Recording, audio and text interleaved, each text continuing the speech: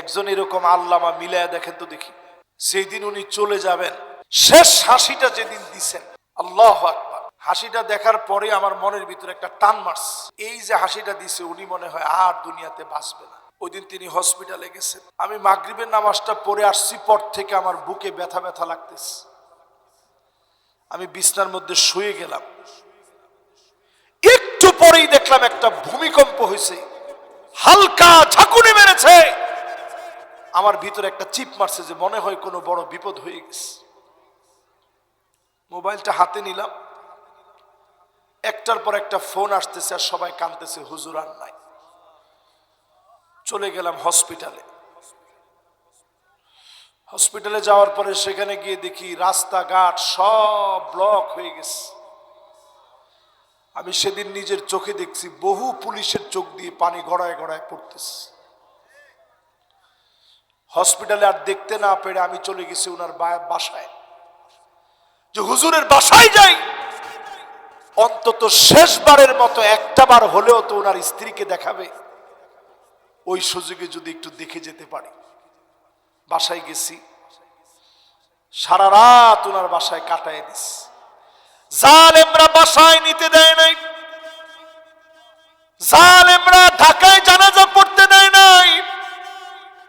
পিরোজপুর আমি চলে গেছি, সারা রাত এক ফোঁটা ঘুম নাই।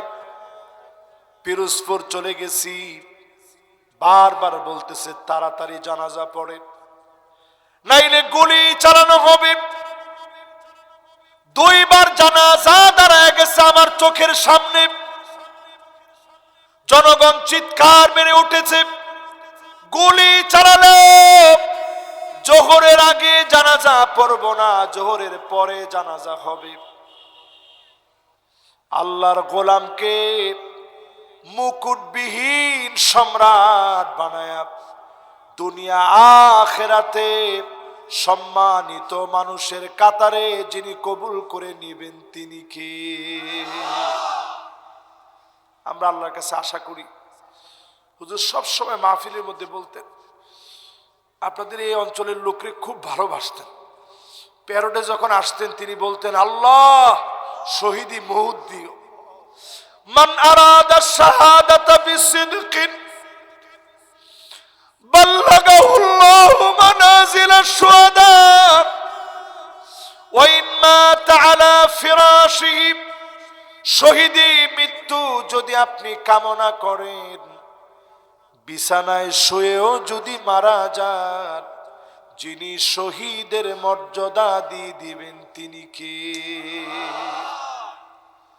এই মর্যাদা কেমন মর্যাদা একটু শোনাবো, কষ্ট হবে না আপনাদের? না কষ্ট হইব মনে হয়, টাইম যা নিছিলাম শেষ হয়ে গেছে, কষ্ট হবে। শহীদের মর্যাদা কেমন একটু শোনেন। উহুদের প্রান্তে শহীদ হয়ে গেল আবদুল্লাহ। আল্লাহ পাক সাহাবী আব্দুল্লাহ রাদিয়াল্লাহু তাআলা আনহুকে ডেকে নিলেন আল্লাহর জান্নাতে।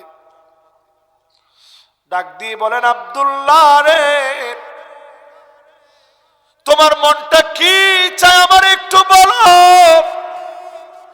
আব্দুল্লাহ বলে, আল্লাহর কিছু চায় না, যেই মর্যাদা শহীদদের আমি দেখলাম, হাজারটা জীবন আপনি আমাকে দেন, হাজার বার শহীদ হয়ে আপনার কাছে এসে হাজার বার সম্মানিত হব। কয়বার? হাজার বার সম্মানিত হব। আল্লাহ বলতেছে, আব্দুল্লাহ পৃথিবীতে যাওয়া যায় একবার, আসা যায় একবার, আর তো ফিরে যাওয়া যায় না। নবীজিকে আল্লাহ জানিয়ে দিলেন, আব্দুল্লাহর সঙ্গে আমার কথা হয়েছে, হাজারটা জীবন চেয়েছে, জীবন তো একটাই, একটাই জীবন আল্লাহ দিলেন। এই একটা জীবন নিয়ে শাহাদাতের তামান্না যদি হৃদয়ে থাকে, বিছানায় শুয়েও যদি মারা যান, যিনি সম্মানিত বানায় দিবেন তিনি কে? নবীজি এই সম্মানের কথা শুনা আব্দুল্লাহর সন্তানের নাম ছিল জাবের। জাবের বিন আব্দুল্লাহকে ডাকলেন, জাবের শোনো, তোমার আব্বার দাম আল্লাহ তো বাড়ায় দিছে, আমার কাছে তুমি কি চাও? জাবের বলে, ওগো নবীজি, তেমন কিছু আপনার কাছে চাই না, শুধু আপনার কাছে বলবো অনেকগুলো পাওনা দান আব্বা রেখে গেছে। আল্লাহ নবী বললেন, ঘরের ভিতরে কি আছে? জাবের বলে, নবী, কয়টা খেজুর ছাড়া কিছুই নাই, যাও খেজুর গুলা নিয়ে আসো। খেজুর গুলা আনার পরে নবীজি হাত দিয়ে নাড়িয়ে দিলেন, পাওনাদারদেরকে ডাকলেন, বিসমিল্লাহ বলে দেওয়া শুরু করলেন।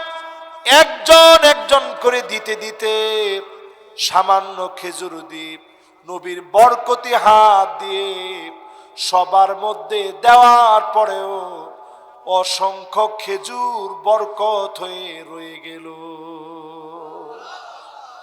নবীজি বলতেছে, জাবের, এগুলা সব তুমি তোমার ঘরের মধ্যে নিয়ে যাও। জোরে করে আল্লাহু আকবার। এই জন্য আজকে থেকে শহীদের মৃত্যু কামনা করবেন। যদি আপনি শহীদ হয়ে যান, ইউকাফিরু আনহু কুল্লু খাতিয়া, সব গুনাহ যিনি মাফ করে দিবেন তিনি কে? ওয়া ইউযাওয়াজু মাআ হুরিল ঈন, শহীদদেরকে জান্নাতি হুরদের সঙ্গে যিনি বিবাহ করায় দিবেন তিনি কে? শহীদদেরকে ওয়া ইউমানু মিন ফাজাইল আকবার, প্রলয়ঙ্কারী কিয়ামতের ভয়াবহতা থেকে বাঁচায় দিবেন। ওয়া ইউমানু মিন আযাবিল কবর, কবরের চাপ থেকে বাঁচায় দিবেন। শহীদরা সেদিন পোশাক পরে দাঁড়ায় যাবে, নূরের পোশাক পরে দাঁড়ায় যাবে। আল্লাহর কাছে বলবে, আল্লাহ, কোন কারণে আমার গলার ভিতরে দড়ি দিয়ে ফাঁস দিয়েছিল, আজকে তুমি জালেমরে ধরো। শহীদ যেদিন মামলা দায়ের করবে, এক চুল সামনে যাওয়ার কোনো ক্ষমতা নাই। প্রত্যেক বছরে আমি শাস্তি দিয়ে থাকি, একবার কিংবা দুইবার, এরপরেও তোমরা তাওবা করো না, আমার দিকে ফিরে আসো না, আমি আল্লাহকে স্মরণ করো না। বিগত 16টা বছরের দিকে তাকায় দেখেন, যখনই বড় বড় জুলুম হয়েছে, বড় বড় আযাব আসছে, এই আযাবগুলো দিয়ে বারবার মালিক সুযোগ দিয়েছেন ফিরে যাওয়ার জন্য। আর রুজুউ মিন সিফাতিন মাযমুমাতিন ইলা সিফাতিন মাহমুদা,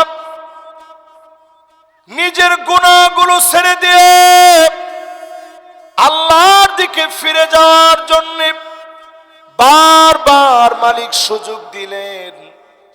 কিন্তু যারা তাওবা করে নাই, তাদেরকে যিনি চূড়ান্ত ভাবে পাকড়াও করলেন তিনি কে? এটা থেকে অনেকগুলো শিক্ষা। এই আয়াতটাকে ঘিরে যতক্ষণ আল্লাহ তৌফিক দেন একটু কথা বলতে চাচ্ছি, যদি আপনারা আমার সাথে থাকেন। রাজি আছেন ইনশাআল্লাহ? এবার একটু মনোযোগ লাগায় শুনেন। প্রত্যেক বছরে একবার অথবা দুইবার যিনি শাস্তি দিয়া পরীক্ষা নেন তিনি কে? আজ ক্যালিফোর্নিয়ার দিকে তাকায় দেখেন, লস অ্যাঞ্জেলেসে দাউ দাউ করে আগুন জ্বলছে। যেই জায়গাটা স্বপ্নের জায়গা, কোটি কোটি মানুষের স্বপ্নের জায়গা, মানুষ যেখানে স্বপ্ন বুনন করে, স্বপ্ন যেখানে মানুষ লালন করে, ওই জায়গার দিকে তাকায় দেখেন দাউ দাউ করে জ্বলছে, স্বপ্নগুলা পুড়ে ছাই হয়ে গেছে।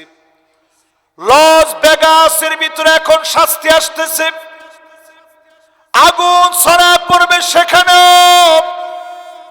কারণ এই জায়গাগুলা পাপের রাজ্য।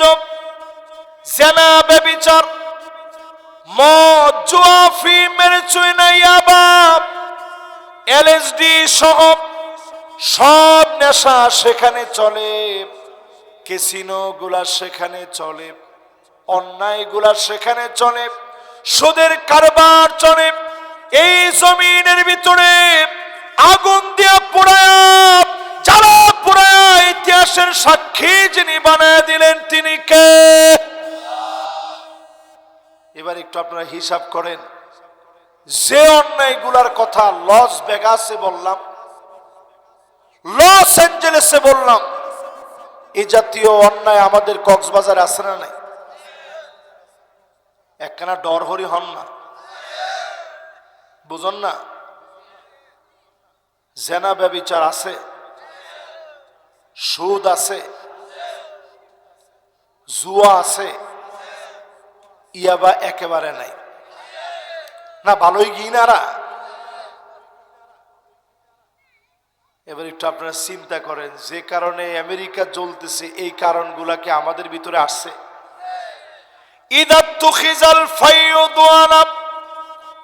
রাষ্ট্রীয় সম্পদ বক্ষণ করে ফেলবে, আমাদের দেশে লুটেরা গুন্ডারা হাজার লক্ষ লক্ষ কোটি টাকা লুট করে নিয়ে গেছে, ঠিক কিনা বলে? আযাব যে আসতেছে আপনি বুঝতেছেন না। এরপরে আপনি মিলায় দেখেন, ওয়াল আমানাতু মাগনামা, রাস্তার ইট দিয়ে নিজের বাড়ি বানাবে, রোডের পরিবর্তে বাঁশ দিবে, অটো পাস করিয়ে মানুষের মেধা ধ্বংস করবে, রাজনৈতিক প্রতিহিংসার শিকার বানাবে, অন্যায়ভাবে ভোটের অধিকার কেড়ে নিবে। সব জায়গায় যখন আমানতের খেয়ানত হবে, পরিষ্কার ভাবে বুঝবেন অচিরেই যিনি শাস্তি দিবেন তিনি কে। যেটা মিলবে না আওয়াজ করে বলবেন, হুজুর এটা তো মিলে নাই। আর যেটা মিলবে এটাও আওয়াজ করে বলবেন যে হুজুর মিলস। আচ্ছা বলেন তো দেখি, প্রথম যেটা বলছি এটা কি মিলছে? একটা ডরহরি হন না।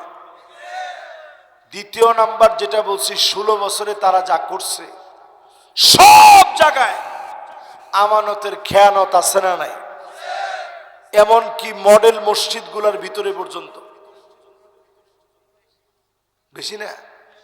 ফাড়ি গিয়ে তো ডলি গিয়ে না? কি কারণে ডলি গিয়ে? কারণ সব জায়গায় দুর্নীতি আছে। যেই লোকগুলোকে আপনারা ফাঁসি দিলেন তারা মন্ত্রণালয় চালিয়েছে, তারাও তো মন্ত্রণালয় চালিয়েছে। তাকায় দেখেন, তাদেরকে রাজাকার বলতে পেরেছেন, তাদেরকে অনেক গালি দিতে পেরেছেন, নানা রকম গালিগালাজ তাদেরকে করেছেন, রাষ্ট্রদ্রোহী রাষ্ট্রবিরোধী বলতে পেরেছেন, কিন্তু দুর্নীতি তাদের নামে আপনারা প্রমাণ করতে পারেন নাই, পারেন নাই, পারেন না। ঠিক কিনা বলেন? 2 নাম্বারটা গেছে, এবার 3 নাম্বারটা শোনেন। যেই কারণে দুনিয়ার ভিতরে শাস্তি আসবে, ওয়াযাকাতু মাগনামা, চতুর্দিকে যাকাত দেওয়াকে মানুষ অভিশাপ মনে করবে। বড় বড় দানবীর যাকাত দিবে ঠিক, শুধুমাত্র লোকদেরকে দেখানোর জন্য ট্রাক ভর্তি করে যাকাতের লুঙ্গি আনবে, শাড়ি আনবে, কম দামে কিনে কিনে জনগণকে দেখাবে অনেক বড় দানবীর। এমন লোকদের যাকাত যিনি কবুল করবেন না তিনি কে? যাকাত তো কবুল হবেই না।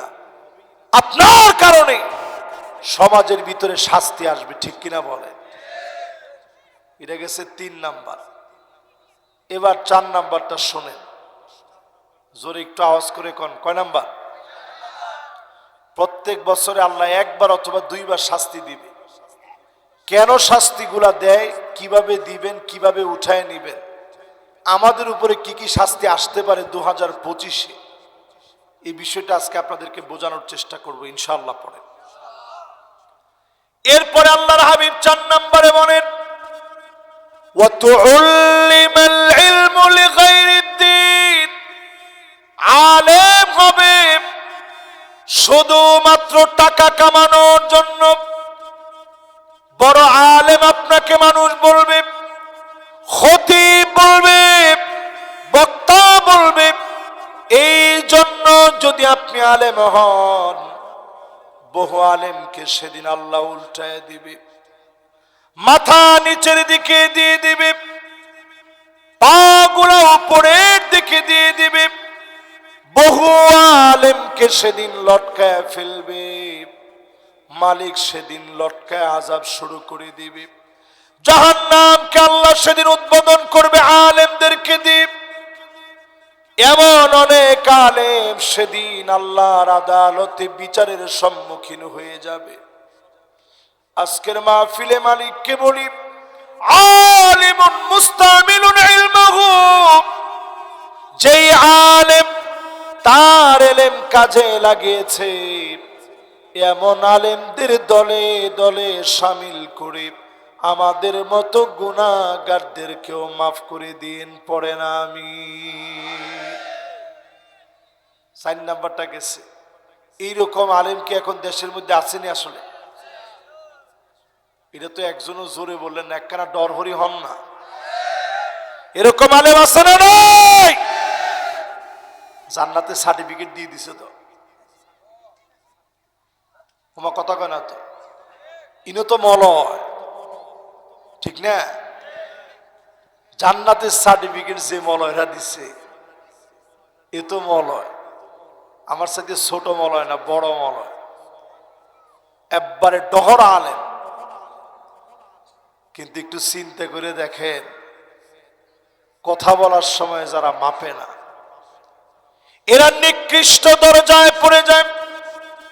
শিরারুল উলামা এত নিকৃষ্ট হয়, অতল গহ্বরে যেমন চলে যায়। বিরানি যদি নষ্ট হয়ে যায়, বিরানি কিন্তু খাওয়া যায় না। ভাত যদি একটু নষ্ট হয়, ধুয়ে আপনি খেতে পারবেন, কিন্তু বিরানি যদি নষ্ট হয়ে যায়, যেমন খাওয়া যায় না। আলেম যদি নষ্ট হয়ে যায়, ওই আলেম দুনিয়ার জন্য সবচাইতে নিকৃষ্ট হয়ে যায়। ঠিক কিনা বলেন? এই 4 নাম্বার পর্যন্ত আমি যা বলছি, এগুলা কি আমাদের সাথে মিলে? 5 নম্বরে প্রিয় ভাইরা আমার, আতাআর রাজুলু ইমরাতাহু, স্ত্রীর কথায় স্বামী উঠবে বসবে, মহিলা যা বলবে তা শুনবে। এরকম আসেনি? না, ইন একটা কথা নিবাজি মস্কারি আলাপ ন করবেন, ইনকে হাসানি কথা না। এই এলাকার লোক আর সব হতে পারে, স্ত্রীর কথায় উঠে বসে না। বাজিরে বাজি দেশ মহিলাদের কথায় উঠে বসে। আপনি এই এলাকা বাদ দিবেন কেন করি? আর রিজালু কাওয়ামুন আলান নিসা, আল্লাহ পাক রিজালদেরকে শক্তি দিয়েছেন, তাই বলে আপনি মহিলাদের গায়ে হাত তুলবেন না, অন্যায়ভাবে অত্যাচার করবেন না। কিন্তু মহিলাদের নেতৃত্ব পুরুষ কখনো মানবে না। ঠিক কিনা বলেন? এটাতে ঠিকঠাক একটু জোরে হওয়া দরকার ছিল না? মহিলাদেরকে আল্লাহ নেতৃত্ব দেওয়ার জন্য পাঠায় না, নেতৃত্ব দেওয়ার জন্য পুরুষদেরকে আল্লাহ পাঠিয়েছে। নারীরা পুরুষদের নেতৃত্ব গ্রহণ করবে। ঠিক কিনা বলে? সামনের বাংলাদেশ কিন্তু সেই দিকে হাঁটতেছে। যেই দলে আপনি মনে করেন, সব দলের ভিতরে একটাই টার্গেট হওয়া উচিত, পুরুষদের নেতৃত্ব সামনে নিয়ে আসা। কারণ যতদিন ধরে আপনি মহিলাদের নেতৃত্ব খুঁজবেন, মহিলাদের নেতৃত্ব খোঁজা মানে কোরআনের বিরোধিতা করা। আমি একেবারে কোরআন হাতে নিয়ে ওয়াল্লাহি বিল্লাহি ওয়া তাল্লাহি বলে বলি, মহিলাদের নেতৃত্ব খোঁজা মানেই হলো নিজেদের দেশটাকে পিছিয়ে দেওয়া। যতদিন পর্যন্ত আপনি সিদ্ধান্ত না নেবেন ততদিন পর্যন্ত দেশ কোনোদিন উন্নত হবে না, হবে না, হবে না। এরপরে আসেন প্রিয় ভাইয়েরা আমার, আক্কা উম্মাহু, মায়ের সঙ্গে বেয়াদবি হবে, স্ত্রীর কথায় উঠবে আর বসবে। 6 নম্বরে নবীজি বললেন মায়ের সঙ্গে বেয়াদবি হবে, প্রতিনিয়ত মায়ের সঙ্গে বেয়াদবি করবে, অন্যায় করবে, মাকে তোয়াক্কা করবে না। সেই দিনও দেখলাম মা কনকনে শীতের ভিতরে বারান্দার মধ্যে শুয়ে আছে, সন্তান ঘরের ভিতরে ঘুমায় আছে। পাতলা ফেরফেরা খেতা দিয়ে মা ঘুমায়, আর সন্তান মোটা কম্বল নিয়ে ঘুমায়। মায়ের কাছে পুলিশ গিয়ে জিজ্ঞাসা করেছে, মা আপনার কষ্ট হয় না? মা কোনো অভিযোগ করে নাই, চোখের পানি ছেড়ে দিয়ে মা বলতেছে, আমি আমার সন্তানের ব্যাপারে কোনো অভিযোগ করি না, শুধু এতটুকুন বলি, আমার ছোট্ট একটা পেটের ভিতরে, সামান্য একটা পেটের ভিতরে আমার কলিজার টুকরা সন্তান, তারে আমি জায়গা করে দিয়েছিলাম, আর আজকে সন্তানের এত বড় বাড়ি হয়েছে, সবার জায়গা হয়েছে, আমি মায়ের সামান্য জায়গা এত বড় বাড়ির ভিতরে হয় না। এইটাই শুধু আমার অভিযোগ, আর কোনো অভিযোগ নাই।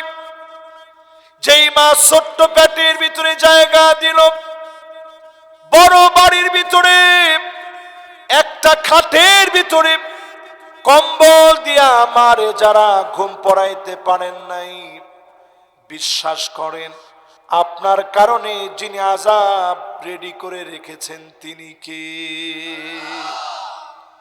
কত নাম্বার গেছে? একখানা ডরহরি হন না। 6 নাম্বারে আসছি। আবার একটু বলেন তো কয় নাম্বার?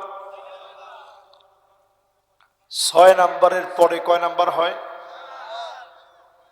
একটা একটা করে যদি এখন জিজ্ঞাসা করি আপনারা বলতে পারবেন 1 নাম্বারটা কি? ও বাজিরে, ওয়াজের মধ্যে আসি, সবাই যদি খালি জিম ধরে বসে থাকেন, একটাও যদি মনে না রাখেন, লাভ হবে না বাজি? নয়ব বাজি। এবার 1 নাম্বারটা কোন? 1 নাম্বারটা কি? হ্যাঁ, ইদা তুখিজাল ফাইয়ু, মাশাআল্লাহ। দেখছেন আলেমরা কত মাশাআল্লাহ সুন্দর, একেবারে পুরো আরবি আবারত মুখস্থ রাখছে। 1 নাম্বারটা হচ্ছে রাষ্ট্রীয় সম্পদ বক্ষণ করে ফেলবে। 2 নাম্বারটা কি? আমানতের খেয়ানত হবে। 3 নাম্বার কি? ওয়াযাকাতু মাগরামা, যাকাত দেওয়াকে মানুষ অভিশাপ মনে করবে। 4 নাম্বার কি? না, 4 নাম্বার হচ্ছে ইলম শিখবে লিগাইরিদ দ্বীন, দ্বীনের জন্য না। 5 নাম্বার হচ্ছে স্ত্রীর কথায় উঠবে বসবে। 6 নাম্বার মারে কষ্ট দিবে। তাহলে কয়টা হইল? 7 নাম্বারে আল্লাহর হাবিব বলেন, আদনা সাদিকহু, বন্ধুরে বড় আপন মনে করবে। 8 নাম্বারে নবীজি বলেন, আকসাবাহু, বাপেরে বড় পর মনে করবে, বন্ধুরে আপন মনে করে, বাপেরে পর মনে করে। এমন যুবক সারা বাংলাদেশে থাকলেও খেয়াতে নাই, আসেনি? ফুলাফান সব এখন আমাদের এই মাহফিলের ছেলেগুলা ছাড়া সব এখন ইয়ং স্টার। চুলের ডিজাইন দেখলে মনে হয় তালপট্টির দ্বীপ মাত্র তার মাথার উপরে পড়ছে। একখানা দরহরি হন না। ডানের দিকে চুল কত গিন, কিচ্ছু নাই। বামের দিকে চুল নাই, পিছনের দিকে কোনো চুল নাই, সামনের দিক দিয়া লম্বা লম্বা চুল আছে না নাই? নবীজি বলছে এটা ইহুদিদের স্টাইল। এখন একটু আপনি হিসাব করে দেখেন তো দেখি, না কেউ আবার চুল ধরে টানটুন দিয়েন না। মাহফিলের নসিহত কিন্তু সুন্দর করে আমল করার জন্য, কাউরে কষ্ট দেওয়ার জন্য। এই মাহফিলে বসছেন উল্টা পাল্টা চুল কাটেন, এরকম যুবক এখন আছে না নাই? এরপরে আপনি তাকায় দেখবেন নবীজির হাদিস অনুযায়ী আল্লাহর হাবিব বলেন, বাপরে মানুষ পর মনে করবে। ও যুবক তোমারে বলি, যেই দিন আমি মিশর চলে যাচ্ছি, আমি তাকায় দেখি বাপের চোখের দিকে তাকানো যায় না। বারবার আব্বার চোখটা ছানা বড়া হয়ে যাচ্ছে, অশ্রু সিক্ত হয়ে যাচ্ছে। বারবার বলতেছে তাড়াতাড়ি চলে যাও। আমার মনে বারবার প্রশ্ন জাগলো, আব্বা কেন তাড়াতাড়ি যেতে বললেন? পরে আমার ভাইকে ফোন দিলাম, আব্বা তাড়াহুড়া কেন করলেন? বলছে তুমি চলে যাওয়ার পরে কয়েকদিন ধরে আব্বা ঘরে আসে নাই, আসলেই শুধু কাঁদতো, জামা কাপড় গুলা ধরে ধরে কাঁদতো আর বলতো এটা আমার ছেলের জামা। যেদিন 5 বছর পরে আসলাম, ইয়াকুব আলাইহিস সালামের কথা মনে পড়ে গেল, ইউসুফ আলাইহিস সালামের কথা মনে পড়ে গেল। লম্বা সময় পরে বাপ যখন সন্তানকে পেয়েছে, কেমন করে আপন করে বুকের মধ্যে জড়ায় ধরেছে। আব্বা আমাকে ধরছে, ফুপায় ফুপায় কান্দে, আর ছাড়ে না, আমিও বাপের ছাড়ি না। লম্বা সময় ধরে ধরে রেখেছে। এই মহব্বত যদি বুঝেন, আপনি যদি চিন্তা করেন, কম্বল গা থেকে পড়ে গেছে, এখন তো আমরা বড় হয়ে গেছি, বাপ এখনো মাঝে মাঝে কম্বলটা টান দিয়ে গায়ে দিয়ে দেয়। এই মহব্বত যে বাপ করবে, সেই বাপের সঙ্গে বেয়াদবি যখন করবেন, পরিষ্কার ভাবে বুঝবেন এর কারণে যিনি শাস্তি দিবেন তিনি কে। কয় নাম্বার গেছে? 8 নাম্বারটা গেছে। জোরে কোন কয় নাম্বার? 7 আর 8 দুইটা একসাথে বলছি। এবার কয় নাম্বার হবে? 9 নম্বরে প্রিয় ভাইরা আমার, ওয়াহারাতিল আসওয়াতু ফিল মাসাজিদ, মসজিদে মসজিদে হট্টগোল লাগবে পদের জন্য, মারামারি কাটাকাটি হানাহানি শুরু হয়ে যাবে, ঠিক কিনা বলো? শুরু হয়েছে নি? আসলে কি শুরু হয়েছে? কিরকম হয়েছে আর হয় নাই, এটা আপনারা একটু নিজেরা খোঁজ লাগায় দেখেন। একটা মসজিদ এখন বাকি নেই যেই মসজিদের ভিতরে পদ লইয়া মানুষ মারামারি করে না। একটা মসজিদও বাকি নাই। কেন বললাম? অধিকাংশ মসজিদে এখন এমন হয়ে গেছে, পদের জন্য মারামারি এখন আছে না নাই? মসজিদের ভিতরে পদের জন্য মারামারি হবে, কামড়া কামড়ি হবে, খতিবকে বাধা দিবে, আলেমদের মাইক কেড়ে নিবে। 16 বছরে জালেমেরা প্রত্যেকটা জায়গায় আচরণ দেখিয়েছে, ঠিক কিনা বলো?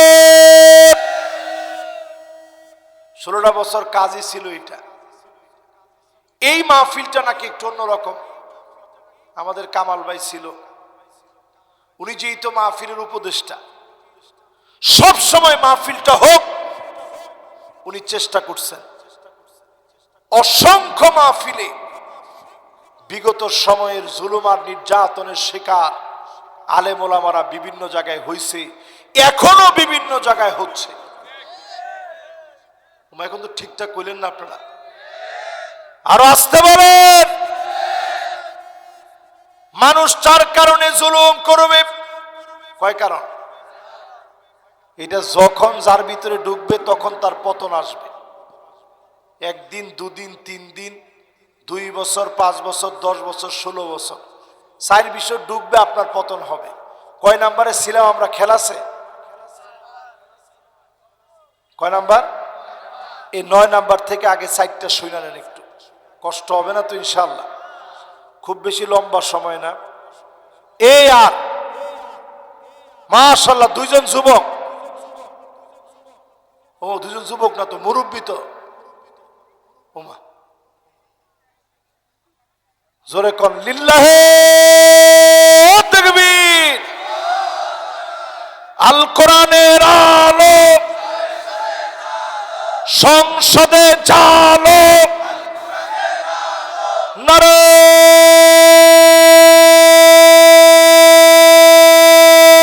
তাকবীর। এবার একটু আপনাদের কাছ থেকে শুনতে চাই, যতজন এখন আমার সামনে বসা আছেন, কয় কারণে এই পৃথিবীর ভিতরে আযাব আসবে? আযাব আসবে পৃথিবীতে 15 কারণে। জোরে কোন কয় কারণ? জালেমরা জুলুম করবে কয় কারণে? 1 নম্বরের কারণ, মান ইতামাদা আলা মালিহি কল্লাব। জালেম যখন মনে করবে অনেক টাকা আমার হয়ে গেছে, টাকার কোনো অভাব নাই, টাকা আমার হয়ে গেছে, টাকার পাহাড় আমি গড়েছি, জালেম তখন জুলুম করবে। এমন জালেমদেরকে টেনে হিচড়ে যিনি ক্ষমতা থেকে নামায় দিবেন তিনি কে?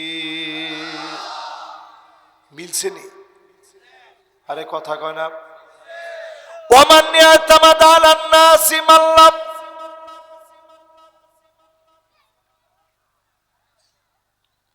কোন জালেম যখন মনে করবে আমার চারপাশে লোকজনের কোনো অভাব নাই,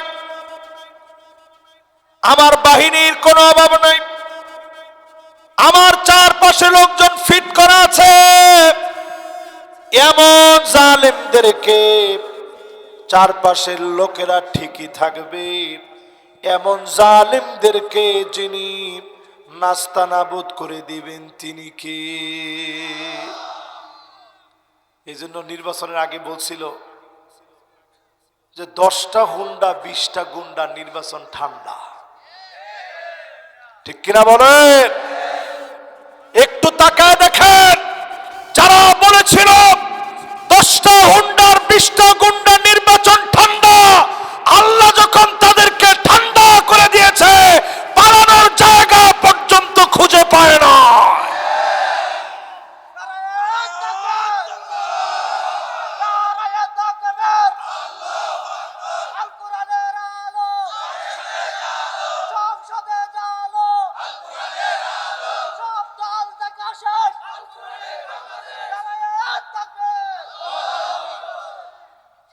মাশাআল্লাহ, স্লোগানটা খুব সুন্দর হয়েছে না? সবাই চুপ হয়ে গেছে তো, এত সুন্দর একটা স্লোগান দিছে। আল কোরআনের আলো তো অনেকদিন ধরে ঘরে ঘরে জ্বালাইতেছি, এই মাহফিলই তো আমরা 8 বছর ধরে করতেছি। পার্লামেন্টে কোরআন গেলে শুধু যারা ইয়াবা ব্যবসায়ী তাদের খবর আছে। একখানা ডরহরি হন না, যেতে চোর, ডাকাত, লুটেরা, ইয়াবা ব্যবসায়ী, ফেন্সিডিল, আফিম মেরে চুয়ে না, এলএসডির ব্যবসা যারা করবে এদের কিন্তু ছাড় নাই। ঠিক কিনা বলেন? ভালো মানুষের কোনো অসুবিধা নাই। মহিলাদেরকে যারা ইফতেজিং করবে, রোডের মাঝখানে রোদের ভিতরে হাত পা বেঁধে এইভাবে টানায় রাখা হবে। তা আপনারা কোথায় আছেন? এই কোরআনের বিরোধিতা এই জন্যই কোন মুমিন করবে না, ফাসিকরাই বলবে আল কোরআনের ভিতরে রাজনীতি নাই, কোরআনের পৃষ্ঠায় পৃষ্ঠায় ইসলামী রাজনীতি দিয়ে ভরা। আপনারা কি আমার সাথে একমত? এবার একটু হিকমতের সাথে আপনারা বলেন, কয় কারণে আল্লাহ পাক জালেমদেরকে পতন দেন? এক নাম্বার টাকা, টাকা টাকা, টয়কার টাকা কয়কার কা। দুই নাম্বার কি কারণ? এই যে মাশাআল্লাহ আশেপাশের লোকজন দিয়ে বলবে আমার লোকজন আছে, তোমাদের কোনো দরকার নেই, তখনই কিন্তু পতনটা আসবে। এই 5 তারিখের দিকে তাকায় দেখেন, যদি বলতো ছাত্ররা তোমাদের দাবিগুলা মেনে নিলাম, যাও ঘরে চলে যাও, দেশটা আজকে এরকম হইতো না, বরং তারাই ক্ষমতায় থাকতো। আমার কথা তো কয় না। এরপরে 3 নম্বরে কেউ যখন মনে করবে মেধাবী ব্রেনদীপ ইসলামের ক্ষতি করে ফেলবে, এমন লোকদেরকে যিনি ধরে ধরে পাকড়াও করবেন তিনি কি? আমার মাদ্রাসা শিক্ষার ভিতরে পর্যন্ত যারা নাচ গানকে প্রবেশ করিয়ে দিয়েছে, সাংস্কৃতিক চর্চার নাম করে মাদ্রাসার ভিতরে যারা ছবি টানানোকে বাধ্যতামূলক করেছে, এমন লোকদেরকে যিনি টেনে হিচড়ে ক্ষমতা থেকে নামায় দিয়েছেন তিনি কে? মিলেনি, মিলবে না মানে। এরপরে 4 নম্বরে না, আপনারা কোনো দোষ দিতে পারবেন, আমি তো কোরআন হাদিস থেকে বলতেছি, দোষ দেওয়ার কোনো সুরত নেই। যে আলেম একটু আগে একবারে আমার সাথে সাথে আরবি বলছে, তাহলে আপনি বুঝেন উনি কি অনুবাদ বুঝে না? তারপরে জিজ্ঞাসা করেন এটার অনুবাদ কি? ওমান ইয়াতামাদা আলা সুলতানিহি যাল্লাম। সুলতান মানে তো আপনি নিজেই বুঝেন, সুলতান মানে কি? এই দেখেন সবাই বুঝতেছে। আল্লাহ বলেন ক্ষমতা দেওয়ার পরে ক্ষমতার অপব্যবহার যে করবে, চেয়ার যখন টেনে ধরবে আর যখন ছাড়বে না, টেনে হিচড়ে যিনি ক্ষমতা থেকে নামায় দিবেন তিনি কি? নমরুদকে নামাইলো কে? ফেরাউনকে নামাইলো কে? যুগে যুগে জালেমদেরকে নামাইলেন কে? 16 বছরে যারা জুলুম করেছে তাদেরকেও যিনি নামায় দিয়েছেন তিনি কি? কষ্ট পাইছেন না? ফাইলেন আর কি। একজনের শান্তি লাগে, ইতের নাগরিকত্ব ন থাকিব বাজি। আচ্ছা, এবার একটু আপনি একটু নিজের থেকে একটু ভাবেন, এই যে কথাগুলো আমি বলতেছি প্রত্যেকটা কথার সাথে আপনি মিলায় দেখেন, পুরাপুরি যখন মিলে যাচ্ছে, শুধু দয়ার কারণে আল্লাহ আমাদেরকে বাঁচায় রাখছে, ঠিক কিনা কন? ওয়ামান ইয়াতামাদ আলাল্লাহি, আমাদের ভরসা করার জায়গা কিন্তু একটা, ফালা কল্লাব ওয়ালা মাল্লা ওয়ালা দাল্লা ওয়ালা জাল্লা। আল্লাহর উপরে ভরসা করেন, কোনো কিছু আপনাকে ভয় দেখাতে পারবে না, ক্ষতি কেউ করতে পারবে না, অবশ্যই যিনি বিজয় দিয়ে দিবেন তিনি কে? রাজি আছেন? এবার একটা ছোট্ট উদাহরণ দিই, কষ্ট হবে আপনাদের। উদাহরণটা খুবই ছোট। ইয়ারমুকের যুদ্ধে মুসলমানের সৈন্য ছিল মাত্র 36,000। আওয়াজ করে বলেন তো সৈন্য কত? কোন যুদ্ধে? ইয়ারমুকের যুদ্ধে। তো ওই যুদ্ধের ভিতরে একটা চিঠি লিখছেন খালিদ বিন ওয়ালিদ, এই দেখছেন লিখছি আমি, দেখছেন? আমি বৈশা বৈশা যখন আপনারা একটু দেরি করতেছিলেন, আমি চিন্তা করলাম চিঠিটা বৈশা বৈশা লিখি। আরবি কিছু দেখতেছে না লেখা, তো এটা লম্বা বড়টা একটা চিঠি লিখছে। প্রথম কথা ছিল আসলিম তাসলাম, ইসলাম গ্রহণ করো তাইলে শান্তি পাবা। জোরে কোন আল্লাহু আকবার। চিঠি লিখছে আসলিম তাসলাম। যখন রোমক সম্রাট চিঠিটা হাতে পাইছে, খালিদ বিন ওয়ালিদের চিঠি পাওয়া মাত্র রোমক সম্রাটের পা কাঁপা শুরু হয়ে গেছে। কারণ এই চিঠির ভিতরে তিনি লিখছে, আমরা মুসলমানরা কিন্তু কোনো যুদ্ধ করি না, আমরা মুসলমানেরা জিহাদ করি। জোরে কোন আল্লাহু আকবার। জিহাদ আর যুদ্ধের পার্থক্য হলো, জিহাদের ময়দানে যখন মুসলমান যাবে, নিজে শহীদ হওয়ার নিয়ত নিয়ে যাবে, জীবন বিলিয়ে দিব, ইসলামের অসম্মান হতে দেব না, দেব না, দেব না। যখন এই কথা লিখছে,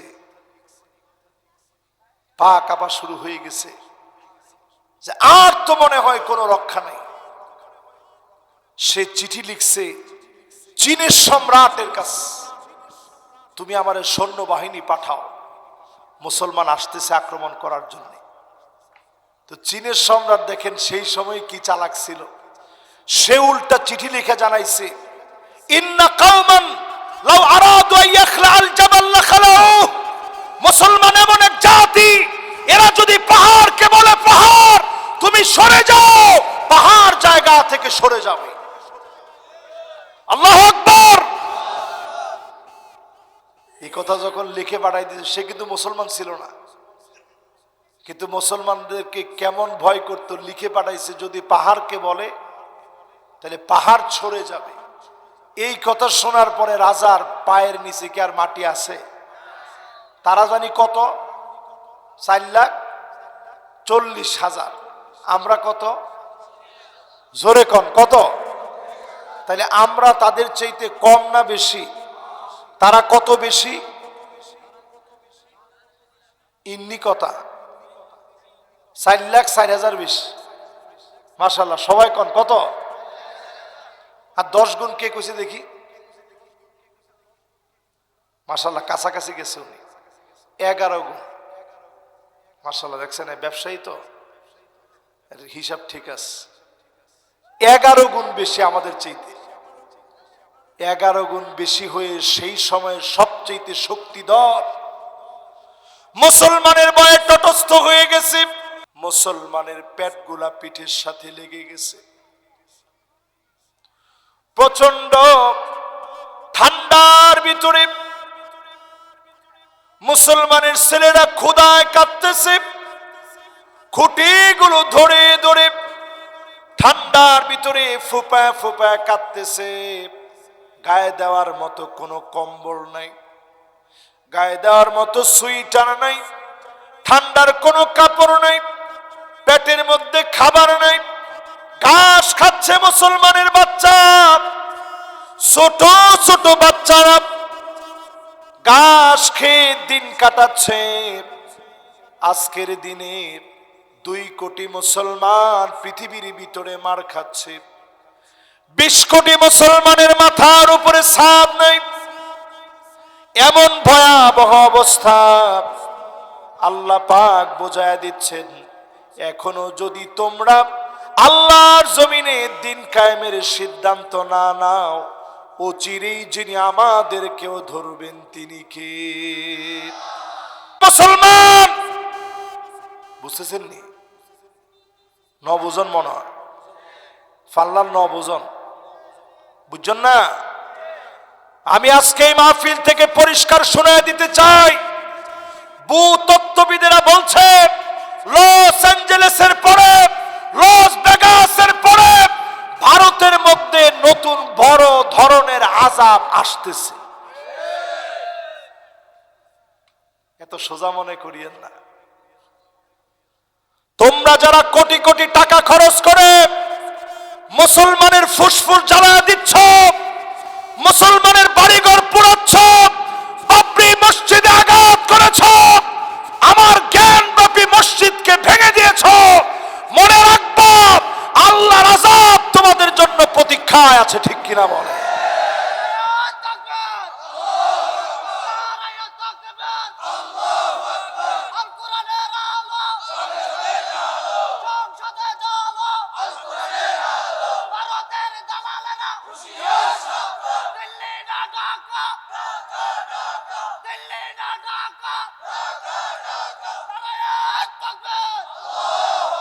16 বছর তোমরা জুলুম চালিয়েছ, তাকায় দেখো আমার এই সমস্ত যুবকদের স্লোগান তোমরা কেড়ে নিতে পারো না। কি স্লোগান দিছে দেখছেন আপনি? ওরে যদি আপনি জেলখানায় নেন, ওরে 16 বছর জেলে রাখবেন, এরপরে ছেড়ে দিবেন, দেখবেন আওয়াজের গতি আরো বেড়ে গেছে। এবার একটু আমার সাথে সাথে বলেন, কয় নম্বরে ছিলাম আমরা? খেল আছে 10 নম্বরে। এই পৃথিবীর ভিতরে এমন হবে সাদুল কবিলা ফাসিকুহুম। আর 10 মিনিট একটু কষ্ট দিই আপনাদেরকে, 10 মিনিট না, আর 20 মিনিট একটু কষ্ট দিই, কি বলেন? ঠিক আছে না? মাশাআল্লাহ, লিল্লাহে তাকবীর। এই 20টা মিনিট মাশাআল্লাহ, যে যে আসতেছেন তাড়াতাড়ি আসেন। দেখছেন? মাশাআল্লাহ মাশাআল্লাহ, এই যে আরো আসতেছে। আর দুইজন আপনারা কই যান? আমি দেখাইলাম পিছনের লোক আসতেছে, আপনারা উমা উমা, উনি তো কোনো খবরই নাই। এই লোক তারপরে খবর আছে, বসে গেছে। থাক থাক থাক, মুরব্বী কই আবার বিপদটাই নেন না। না না না, উনি ওনার ছেলেরে খুঁজতেছে। কিরে তুই কই বসছস? ওই যে খুঁজে পাইছে, অসুবিধা নেই। এবার আমার দিকে তাকান, কয় নম্বরে ছিলাম? খেল আছে 10 নম্বরে। সাদুল কবিলা ফাসিকুহুম। এলাকা এলাকায়, অলিতে গলিতে তাকায় দেখবেন ফাসিকরা নেতা হয়ে যাবে, ফাসিকদের নেতৃত্ব শুরু হয়ে যাবে। ঠিক কিনা বলে? মাশাআল্লাহ, ঠিকটা এত সুন্দর করে কইছেন, মন ভরে গিয়ে আলাতো। তাহলে 10 নম্বরটা একটু আপনি মিলায় দেখেন। আজকে যদি ঘোষণা করা হয় কোন নেতা দুর্নীতি করতে পারিবে না, একটু আমার সাথে সাথে কি করতে পারবে না? কোন কর্মী সাদাবাজি করতে পারিবে না, দলীয় নেতা কর্মী খুঁজে পাওয়া যাবে না। ঠিক নেই? আল্লাহ জানে আর ন জানে। শুধু এই হাদিস দিয়ে বলি, 11 নম্বরে নবীজি বললেন জাইমুল কওমি আরজালুহুম। বড় বড় নেতা হবে দুশ্চরিত্র, দুর্নীতিবাজ, লম্পট। ওই সময় আযাব আসবে। আজ যদি ভালো নেতা খুঁজে পেতাম, 54 বছরে দেশটাকে সিঙ্গাপুরের মতো যিনি আগায় দিতেন তিনি কি? মুখে মুখে সিঙ্গাপুর বলা লাগতো না, অটো সিঙ্গাপুর হইতো। কি না আমার দেশে? আমি ওয়ার্ল্ডের অনেক দেশ ঘুরেছি, বহু দেশ। বিশ্বাস করেন কসম আল্লাহর, দেশগুলো ঘুরে আমার কাছে যেটা মনে হয়েছে, এইরকম সোনার টুকরা একটা দেশ হতে পারে না। জোরে করে আল্লাহু আকবার। এই যে মানুষগুলা কোরআনের কথা শোনার জন্য বসে আছে, অনেকে হয়তো বলবেন যে হুজুর কালকে এরা একজনও নামাজ পড়বে না। ইনশাআল্লাহ কো, জোরে বলেন ইনশাআল্লাহ। অনেকে বলতে পারেন যে হুজুর এরা ওয়াজ শুনবে ঠিক, নামাজ পড়বে না। আপনি বিশ্বাস করেন, এখন যদি কেউ যাওয়ার পথে মারা যায়,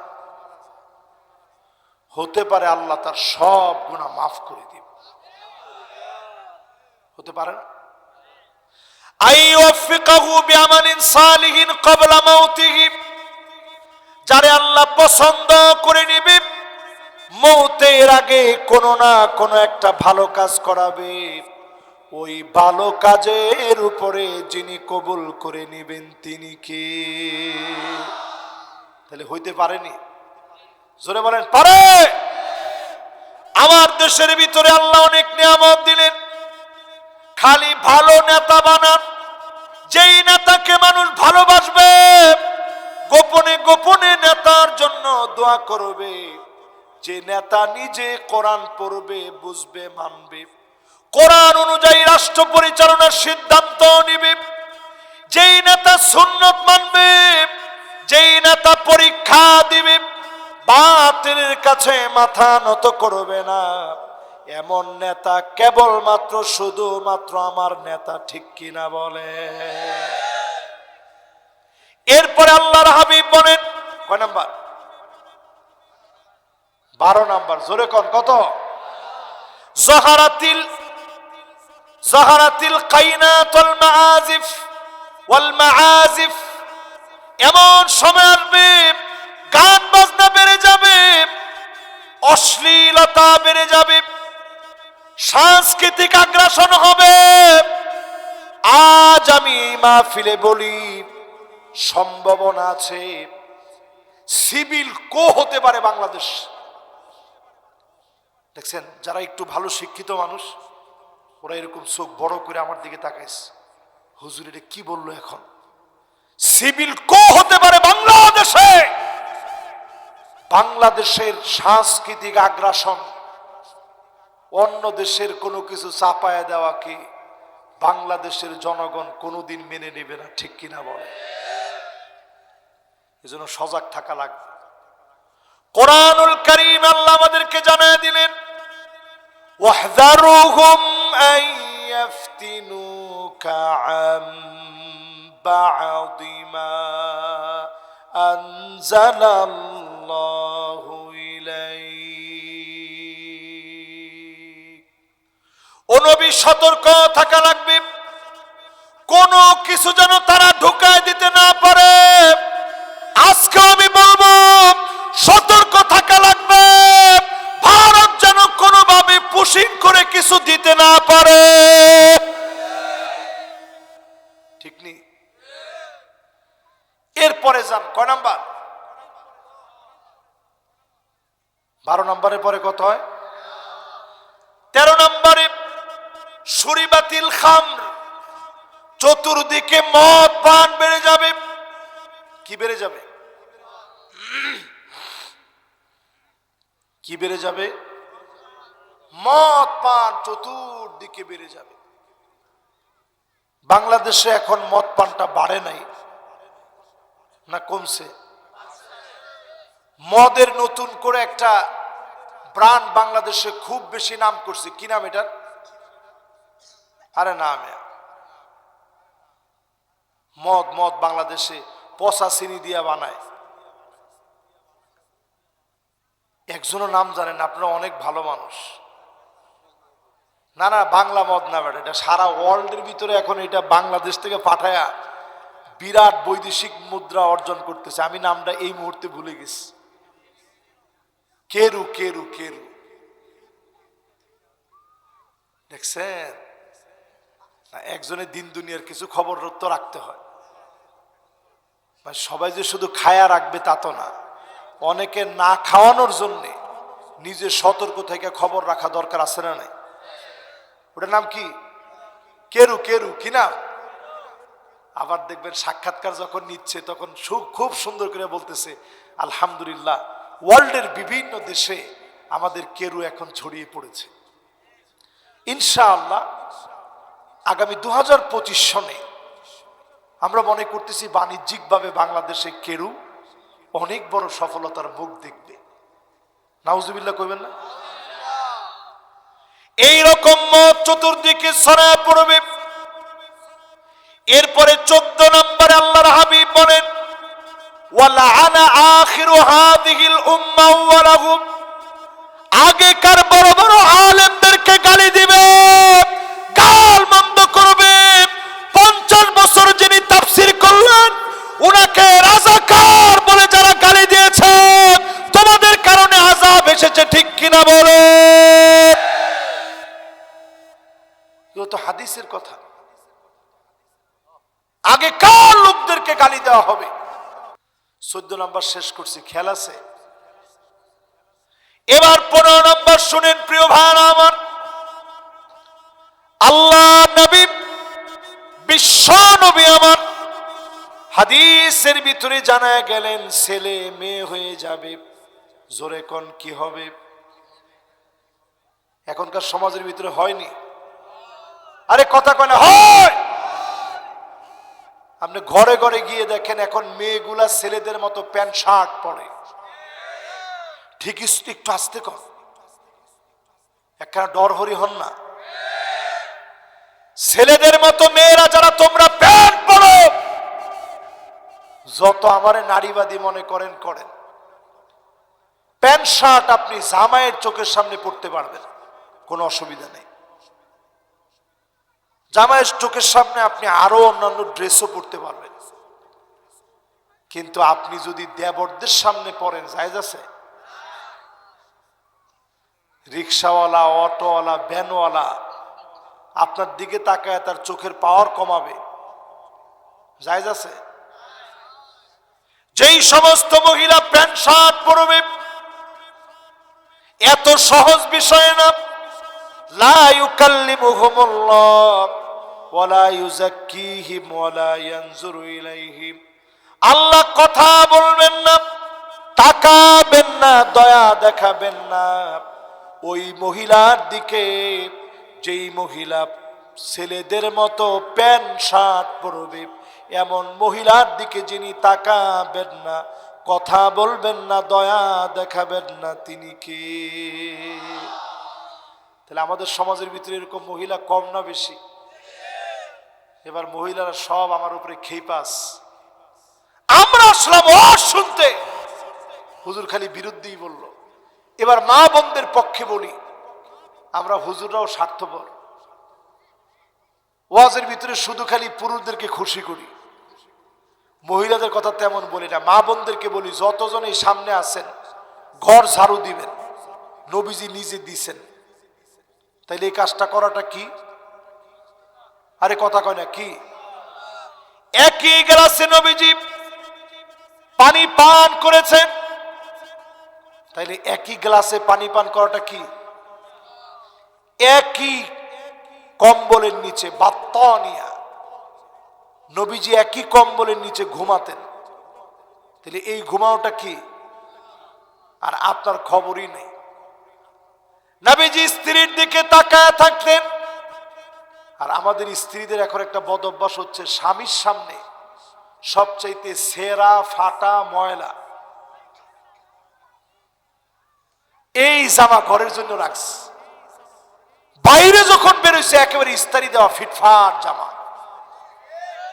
আরে কথা কয় না। পুরুষদেরও অভ্যাস হচ্ছে সবচেয়ে কলার দাগ, কেঁচা সোয়ারির দাগ। ফোনা সোয়ারি আর কেঁচা সোয়ারি না ছিল, এই কেঁচা সোয়ারির দাগ দাগ বসছে আর কি।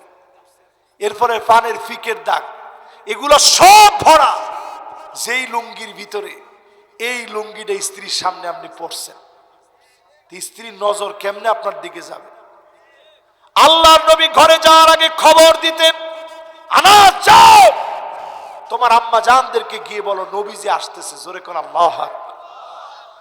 নবীজি নিজে পকেটের ভিতরে মিসওয়াক রাখতেন। এখানে মিসওয়াক আছে কারো কাছে? একজনের কাছেও নাই। আমারটা কই?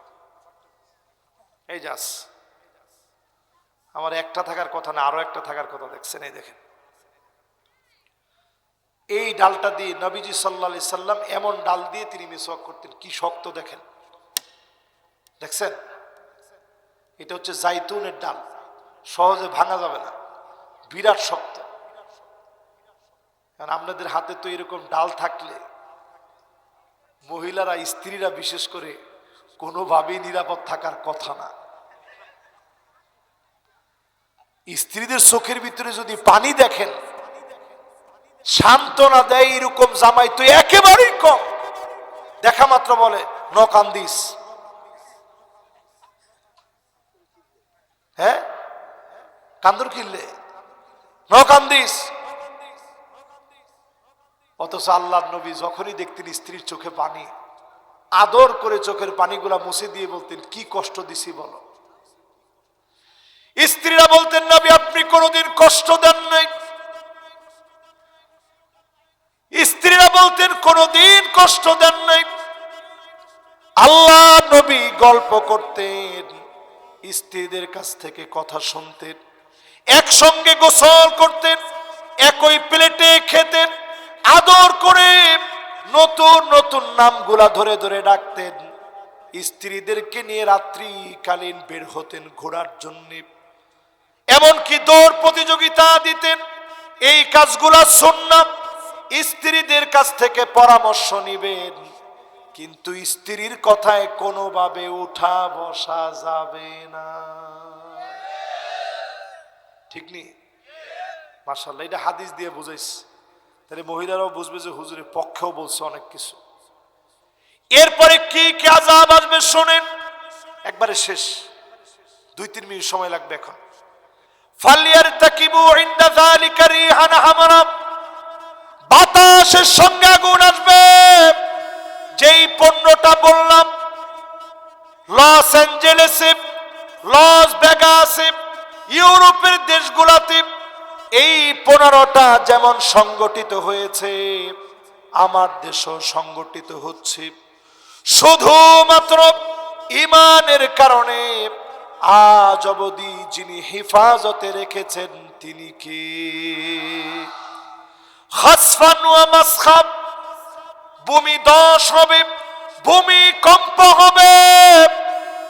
ভূতত্ত্ববিদেরা বলছে ভারত 2 টুকরা হয়ে যাবে, টেকটনিক প্লেট ফেটে গিয়েছে, 2 দিকে বিভক্ত হয়ে যেতে পারে। বাংলাদেশের ঢাকার ভিতরে বড় ধরনের ভূমিকম্প হবে, 8 থেকে 9 মাত্রার ভূমিকম্প, হাজার হাজার ঘরবাড়ি ভেঙে যাবে। এত বড় বড় আযাব থেকে এখনো যিনি হেফাজত করে রেখেছেন তিনি কে? যদি বাঁচতে চান, সব দেখা শেষ, একটাই কথা হবে, সামনে হবে আল কোরআনের বাংলাদেশ।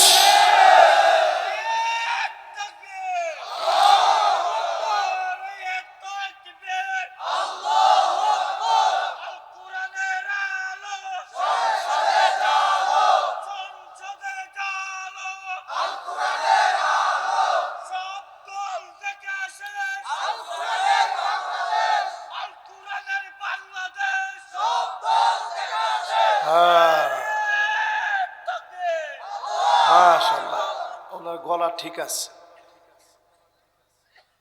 কিন্তু একটু আমরা নিয়তটা আজকে থেকে ঠিক করি। এখানে তো সব আমরা মুসলমান বসা, সব কি বসা?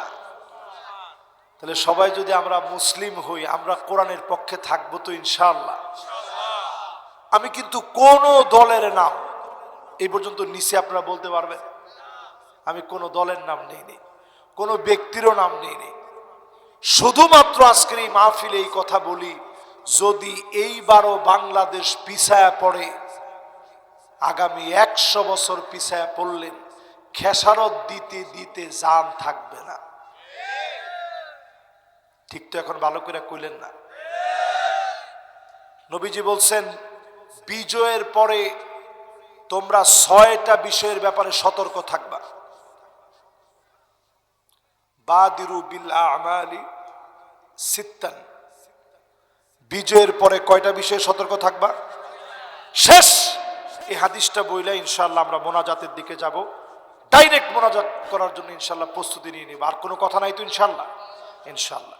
1 নাম্বার, ইমারাতুস সুফাহা, বিজয়ের পর যদি নির্বোধ কোনো ব্যক্তি নির্বোধের পরিচয় দেয়, কোনোভাবে যদি বোকামির পরিচয় দেয়, বড় ধরনের খেসারত দেওয়া লাগবে। আমার কথা না, নবীজির কথা। এই জন্য বর্তমানে যদি কেউ সামান্য ভুল করেন, বড় খেসারত দেওয়া লাগবে। সবাই ঠিকটা জোরে কর। 2 নাম্বার, কাসরাতুস শর্ত, নানা রকমের শর্ত দেওয়া হবে, এটা না ওইটা, ওইটা না ওইটা, সব ঘুরে ফিরে দেখি সবকিছু আগেরটা। কথা তো কয় না, একখানে দৌড় হরে হান্না, নানা রকমের শর্ত দেওয়া হবে, ঘুরে ফিরে দেখি সবকিছু।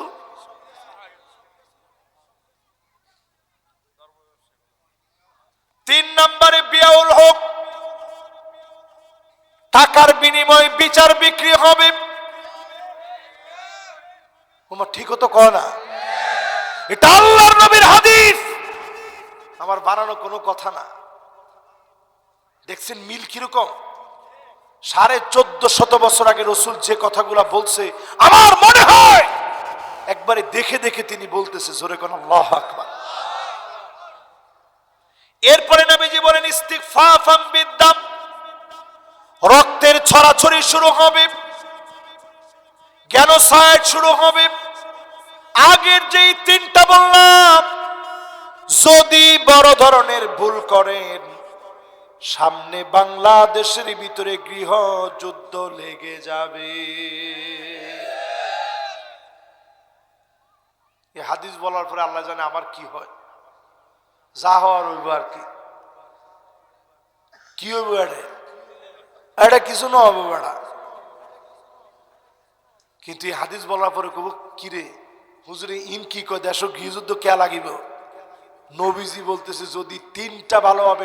5 নম্বরে নবীজি বলেন কাতিয়াতুর রাহিম, আত্মীয়তার সম্পর্ক ছিন্ন হয়ে যাবে। এখনকার সময়ে তাকায় দেখেন, আত্মীয় স্বজন চিনে না, রাজনৈতিক ভাবে সব এখন অন্ধ হয়ে গেছে। ঠিক কিনা বলে? অন্ধ হয়ে যায় না। নবীজি সতর্ক করে গেছে। ক নাম্বার এটা? 5 নম্বরের পরে ক নাম্বার? 6 নম্বরে আল্লাহর হাবিব বলেন এমন সময় আসবে আকাল্লুহুম ফিকহান, কিছু লোকদেরকে তোমরা মনে করবা বড় আলেম, সামনের দিকে এগিয়ে দিবে, অথচ এই লোকগুলা জ্ঞানে গুণে সবচাইতে অল্প জানে। এই হুজুর গোট্টাতে আসলে জিড আসতে ছোট হয়েছে কে? আমি ওয়াজ করতেছি এখানে, আমার চাইতে বড় বড় আলেম স্টিল না ওই স্টেজের ভিতরে থাকতে পারে, এবং আছে বলে আমি ধারণা করি। সামনে বসে আছে, আপনি মনে করেন না কিছু বুঝে না। আমারে পড়াইতে পারে এরকম অনেক আলেম বিনয় নিয়ে সামনে বসা আছে। ঠিক কিনা কন? এই জন্য নিজের পণ্ডিত মনে করেন না। পরিষ্কার আমরা বলি, বাংলাদেশে আলেমদেরকে সম্মান ইজ্জত দেওয়া হচ্ছে, নতুন করে ভাতা দেওয়া হচ্ছে, সব দেওয়া হচ্ছে। কোনোভাবে যেন এইটা পেয়েই আমরা ভুলে না যাই। আমরা সব সময় মনে রাখবো আলেমরা হচ্ছে লোহার বুট, আলেমদেরকে চাবাইতে পারে এমন কোন বিষাক্ত দাঁত কোন জালেমের কাছে নাই। ঠিক কিনা বল? এটা মনে রেখে কাজ করতে হবে। প্রিয় ভাইয়েরা আমার, এই মাহফিলে বসে যে আয়াতে কারিমা তেলাওয়াত করেছিলাম, আওয়ালা ইয়ারাউনা আন্নাহুম ইফতানুনা ফি কুল্লি আমিন মাররাতান আও মাররাতাইন সুম্মা লা ইয়াতুবুনা ওয়ালা হুম ইয়াযাক্কারুন। এই আয়াত দিয়ে শেষ করতে চাই, প্রত্যেকটা বছরে একবার দুবার আল্লাহ পরীক্ষা নেন, এরপরেও তাওবা করেন না। তাওবা করবেন কখন? জোরে কোন? এখন। কখন? অলরেডি বর্তমান সায়েন্টিস্টরা বলছে সূর্য পশ্চিম দিকে উঠবে। নাসার বিজ্ঞানীরা বলছে, আমার মতো হুজুর না, এটা তো কিয়ামতের বড় আলামত। এখন তারা বলতেছে সূর্য পশ্চিম দিকে উঠবে। কেন বলতেছে? আপনাদেরকে সতর্ক করাচ্ছে আল্লাহ নাসার বিজ্ঞানীরা দিয়া। এরপরেও যদি সোজা না হন, একটার পর একটা আযাব আসতেছে। দেখে দেখে দেখেন, করোনার মতো নতুন একটা ভাইরাস পৃথিবীর দিকে আসতেছে। আল্লাহ নবী বলে গেছেন ঠান্ডা জনিত অনেকগুলা মহামারী আসবে। সুম্মা ইয়াখুযু ফীকুম কাকুআসিল গানাম, ছাগলের ঠান্ডা লাগলে যেইভাবে কাশতে থাকে নাক দিয়ে ঠান্ডার পানি ঝরতে থাকে। এই রকম ঠান্ডা জনিত মহামারী আসবে, অনেকগুলো মহামারী আসবে, নতুন করে মহামারী আসতেছে। এখনো যদি আল্লাহর দিকে ফিরে না আসে, মসজিদের দরজা বন্ধ হয়ে গেছিল, কতজন নামাজের জন্য নিয়ত করেছিলেন, মসজিদের কাছে গিয়েছিলেন, দরজা বন্ধ হয়ে গেছিল, আবার আল্লাহ দরজা খুলে দিয়েছেন। এখনই সময়, তাওবা করেন, ফিরে আসেন। যিনি আযাবগুলোকে উঠায় নেবেন তিনি কে? এবার আর দেরি নেই, আল্লাহ পাকের কাছে কায়মানু বাক্যে এই মাহফিলের পূর্ণ সফলতা কামনা করে মোনাজাতের দিকে যাচ্ছি। আল্লাহ পাকের কাছে দোয়া করি, আল্লাহ যেন আমাদেরকে কামিয়াবি দান করে, কবুল আর মঞ্জুর করেন। সকলে পড়েন আমিন।